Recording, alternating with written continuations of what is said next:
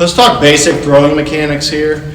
And if you're still new to the game, or maybe you're still in the developmental stage, I consider the developmental stage anywhere between the age of 5 and 14, really, because you're still just trying to get better and you haven't played on your high school roster yet. And in my opinion, nothing matters until you have a chance to now get to the high school level and prove something. No college coach, no high school coach is watching you until you get to be a freshman or higher, most likely, unless you're a rare case. But with the throwing, let's just start from playing catch, right? So you get the ball back. As soon as the ball's in your glove, you should immediately start to rotate your shoulders and feet before anything else happens. We're not starting our throwing motion with our chest open. And so I catch the ball, and another good drill is to start catching the ball and landing with your left foot if you are a ready thrower. Start to catch the ball with 2 hands, land with your left. Now after the catch here, my left foot goes forward. I have 2 hands. I get my transfer. I go right foot, left foot. My feet are in line. My shoulders are in line to my target. And from there, that is where most of us immediately go wrong. If we catch the ball, take a step, and we're here, and my feet and shoulders are opened up already to this side, I'm not in my best position. Now I have to compensate and start to throw sidearm just to keep the ball straight. And that's where a lot of our problems start. And so we're throwing sidearm as a compensation because our body's not in line with the throw. So I catch the ball, I'm here. If I can imagine there's a camera on the inside part of my shoe here, I want to be able to catch the ball and show my camera quickly to the target. And so again, my toe is this way. I get this foot in proper position going here. I do not want to step forward with my toe going this way. So if I catch and go here, most of the time now when I go to step, this left foot's going too far off to the left side. Here, here. Now this foot follows.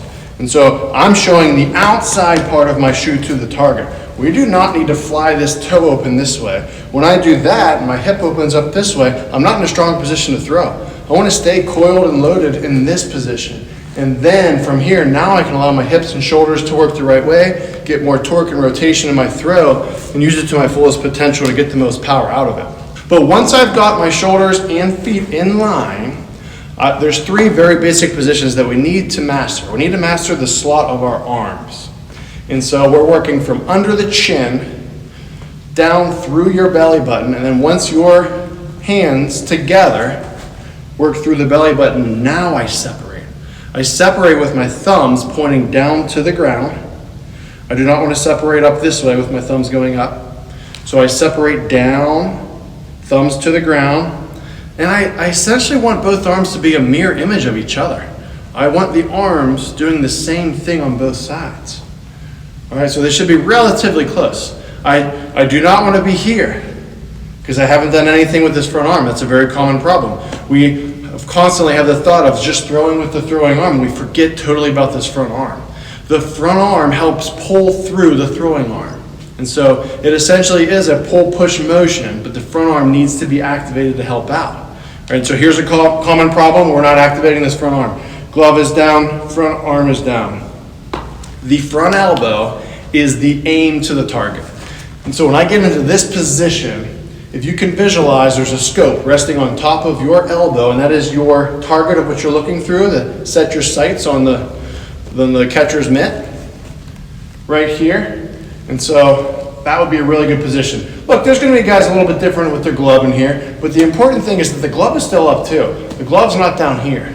So the front elbow's up, glove is up. It's relatively a letter L position with the front arm, and it's also a letter L position with the back arm. Does that make sense? So I'm here. I want to be able to loosen up my elbows and shoulder blades to give myself more flexibility and get into a better athletic position. I do not want to be locked up and tight into my power position.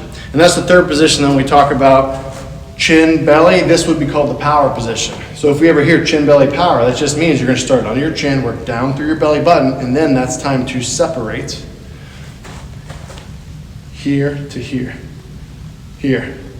When you can play catch and learn to let your arms work this way, it is now so much easier to develop an over-the-top throwing motion. And that's the main thing that causes arm problems, is throwing over here, throwing sidearm. And it's also a huge problem with consistency in your accuracy. And so when you're throwing from here, the ball's coming across at such a drastic angle, and your fingers are on the side of the ball. Young players of all ages, your consistency with your accuracy is just going to be horrible. And so your chin belly power set up here gets the front arm pulling and gets the throwing arm working over top, right? And so when you really look at it, when we say over top, there's obviously still an angle here where I'm going from here and I finish to my opposite pocket. So this is the angle that I'm throwing on. That's going to be the most common position there. Some guys are going to be a little bit more over top, and some guys are going to be more 3/4 slot. Anywhere in this range is still going to be healthy. You want the elbow to be at least as high as the shoulder as you're coming forward. And so you'll start to see a letter L as you come forward here. This is a decent position. This is a good position. This is a weak position. This is going to cause elbow pain because the elbow is lower than the shoulder blade, and that's not a very stable position to throw from. Let's talk about the front arm in detail now. So I'm here. We talked about where we want to get it in the power position. But now from here, I need to take my glove and pull my glove in as fast and tight as I can into my opposite armpit. Right? So it's going to be right in here, just under the chest, right in front of the armpit. And so when you can get this pulling motion going, that's going to really deliver good velocity because my front arm pulls my shoulders and my shoulders pull my throwing arm through it. And that's when I get this snap and this final whip effect and generate a ton of velocity. If this arm is just kind of dying down, it's the throwing arm doing too much pushing and doing all the work.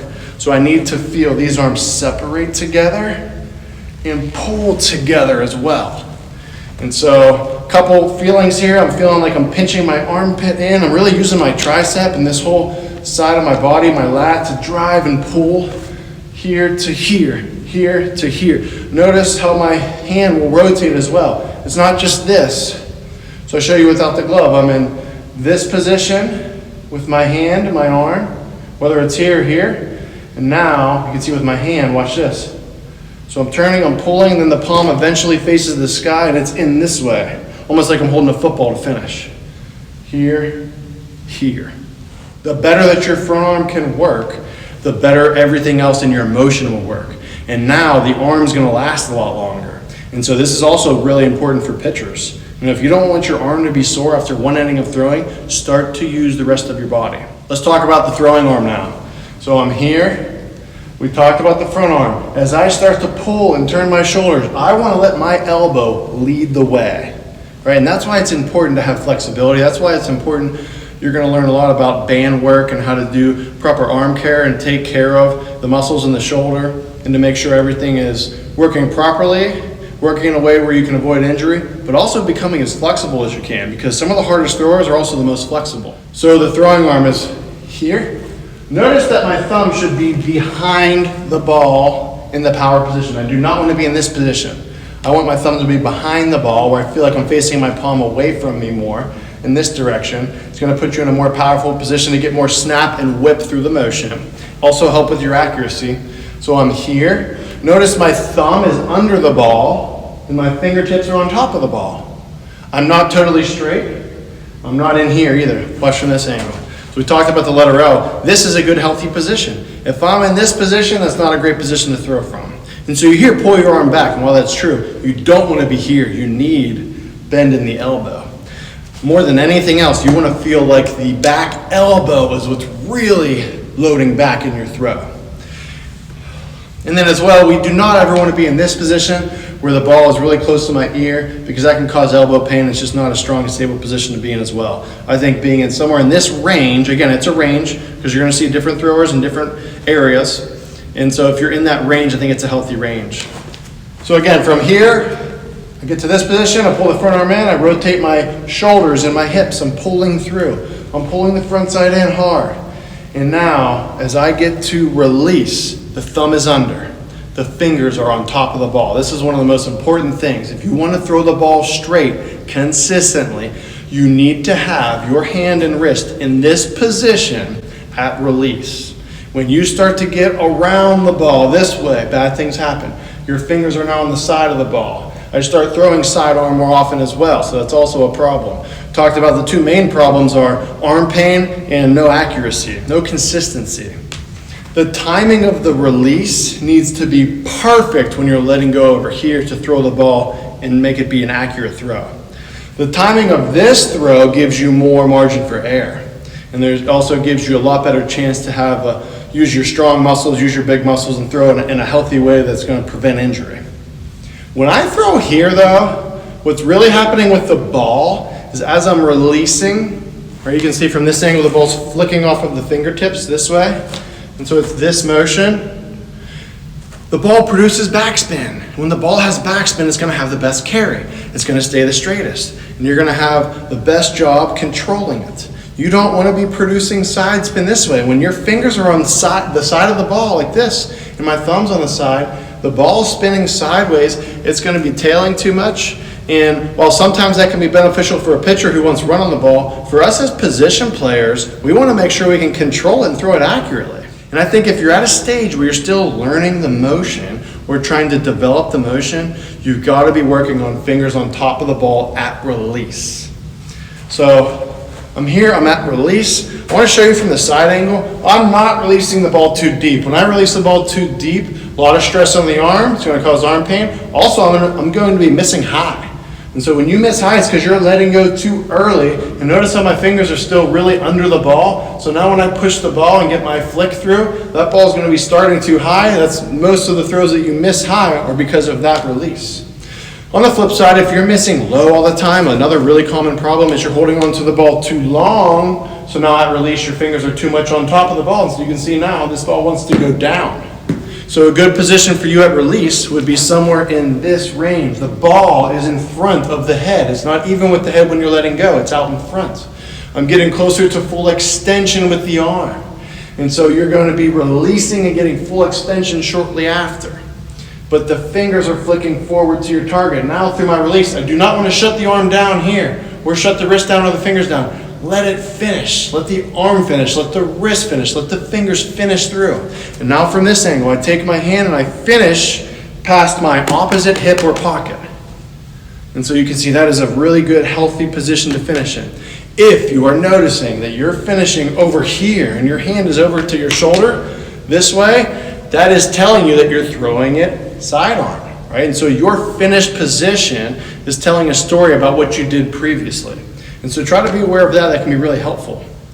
Just to recap from this angle as well, at release, the elbow is at least as high as the shoulder, and the ball is higher than the head. The ball is also in front of the head at release. It's not back here.